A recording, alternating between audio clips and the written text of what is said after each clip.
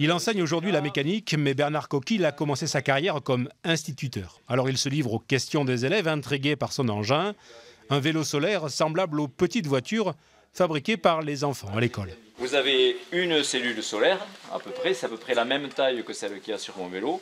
Sur celui-là, il y en a 120 et sur le tandem avec lequel je vais partir, il y en aura 150. En juin prochain, Bernard Coquille participe avec son fils au Sun Trip, raid de 12 000 km entre la France et la Chine parcouru en vélo solaire. Les panneaux fournissent les 3/4 de l'énergie nécessaire à la propulsion de l'engin. Une batterie stocke l'électricité produite, permettant au bambin de faire quelques tours de roue. Il a des panneaux solaires et il marche avec le soleil et ses muscles. Ça va stocker la chaleur et s'il pleut, eh ben, il ne va pas y avoir beaucoup de chaleur et donc ça ne va pas trop fonctionner. C'est écologique, ça ne pollue pas la terre. Aux sciences s'ajoutent des connaissances en géographie ou des calculs au gré du parcours réalisé par Bernard Coquille. L'engin et le périple deviennent un support pédagogique.